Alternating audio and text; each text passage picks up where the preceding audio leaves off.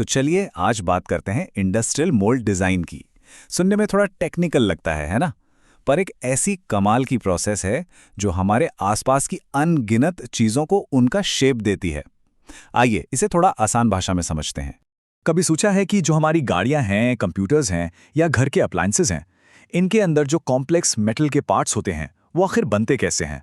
और वो भी इतनी परफेक्ट प्रिसिजन के साथ, हजारों लाखों की तादाद में। इस सब के पीछे एक ही हीरो है, एक master tool, high pressure die casting mould. यही वो सांचा है, वो ब्लूप्रिंट है जो पिघले हुए मेटल को उस फाइनल पार्ट में बदल देता है जिसकी हमें जरूरत होती है। तो ठीक है, प्रोसेस में थोड़ा और अंदर चलते हैं। जब कोई डिजाइनर किसी एल्यूमिनियम पार्ट के लिए मोल्ड डिजाइन करने बैठता है तो सबसे पहला और सबसे जरूरी काम जानते हैं क्या होता है? फिजिक्स के एक बहुत ही बेसिक से नियम को ध्यान में रखना। ये नियम है थर्मल श्रिंकेज। नाम से ही साफ है ना? जब कोई भी गर्म पिघली हुई धातु ठंडी होती है और सॉलिड बनती है तो वो नेचुरली थोड़ी सिकुड़ती है। और अगर डिजाइन में इस सिकुड़न का हिसाब न रखा जाए तो क्या होगा? सिंपल, जो फाइनल पार्ट बनेगा वो साइज में छोटा रह जाएगा। और यहीं पर ये नंबर काम आता है, 0.6%। देखने में छोटा सा नंबर है लेकिन बहुत काम का है।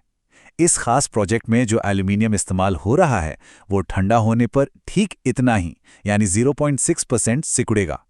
हर मेटल का ये नंबर अलग होता है, इसलिए इसे जानना बहुत बहुत जरूरी है। तो अब सवाल ये है कि इस सिकुड़न को संभाला कैसे जाए? तो डिजाइनर्स क्या करते हैं, वो पूरे डिजिटल मॉडल को ही थोड़ा बड़ा कर देते हैं।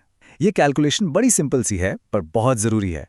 मतलब मोल्ड के अंदर की जो खाली जगह है यानी कैविटी, उसे जानबूझकर थोड़ा सा बड़ा बनाया जाता है ताकि जब मेटल ठंडा होकर सिकड़े तो बूम, वो एकदम परफेक्ट साइज में आ जाए। तो चलिए, हमने फिजिक्स का तो हिसाब किताब कर लिया।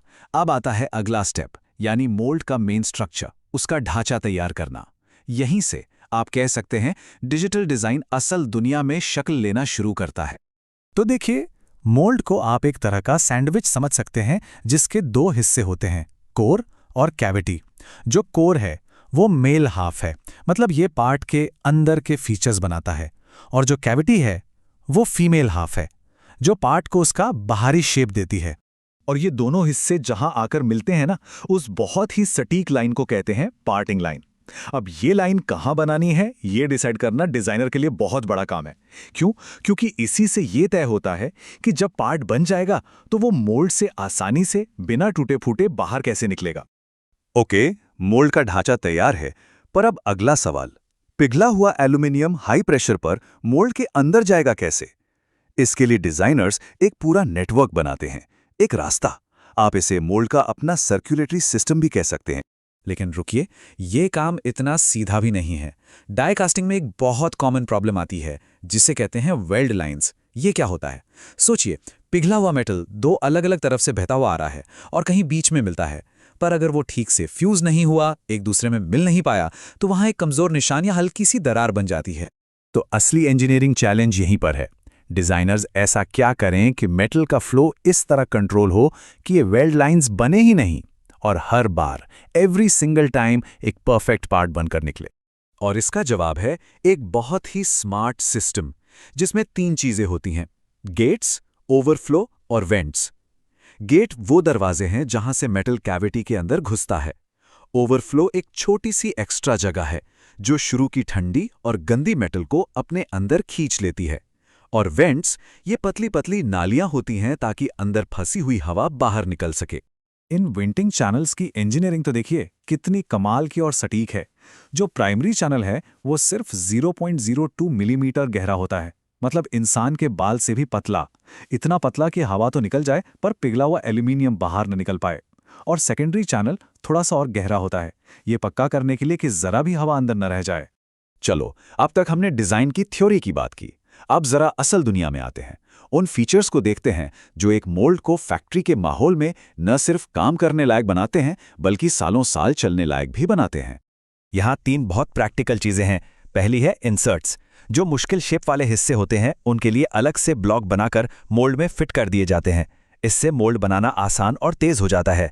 फिर है इंटरलॉक्स। ये कम से कम 8 मिलीमीटर गहरे गाइड्स होते हैं जो पक्का करते हैं कि मोल्ड के दोनों हिस्से, कोर और कैविटी, हर बार एकदम परफेक्टली अलाइंड हों। और आखिर में है लिफ्टिंग होल्स, जैसे कि M12 साइज के चूड़ी वाले छेद। मोल्ड की प्लेट्स बहुत भारी होती हैं, तो ऑपरेटर्स इन्हीं छेदों का इस्तेमाल करके उन्हें सेफली उठाते और मूव करते हैं। और यहीं पर जो ओरिजिनल डिज़ाइनर की सलाह है वो सोने जैसी है। मेटल में कंजूसी ना करें। मतलब शुरू में एक मजबूत भारी डिज़ाइन पर थोड़ा ज़्यादा पैसा खर्च कर लो तो आगे जाकर आपका 10 गुना पैसा बच सकता है, क्योंकि एक अच्छा डिज़ाइन आपको भविष्य में होने वाले बड़े और महंगे नुकसान से बचाता है।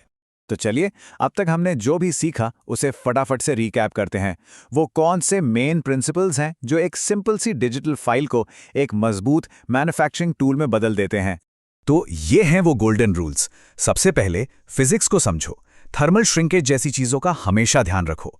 दूसरा, मेटल के फ्लो को कंट्रोल करो, एक स्मार्ट गेट और वेंट सिस्टम बनाओ ताकि पार्ट में कोई कमी ना आए। तीसरा, प्रिसिजन यानी सटीकता पर ध्यान दो, इंटरलॉक जैसी चीजें परफेक्ट अलाइनमेंट की गारंटी देती हैं। चौथा, प्रैक्टिकल बनो, लिफ्टिंग होल्स और इंसर्ट्स जैसी छोटी छोटी चीजें असल दुनिया में बहुत काम आती हैं। और सबसे जरूरी, मजबूती में इन्वेस्ट करो। एक भारी और मजबूत डिजाइन हमेशा एक अच्छा इन्वेस्टमेंट होता है। तो देखा आपने, एक छोटा सा मामूली सा दिखने वाला मेटल का पार्ट, उसके पीछे कितनी गहरी सोच और कितनी कमाल की इंजीनियरिंग छिपी होती है। तो अगली बार कोई भी चीज हाथ में उठाइए तो जरा सोचिएगा कि हमारे आसपास की इन रोजमर्रा की चीजों में ऐसे और कितने ही छिपे हुए इंजीनियरिंग के कमाल के नमूने मौजूद होंगे।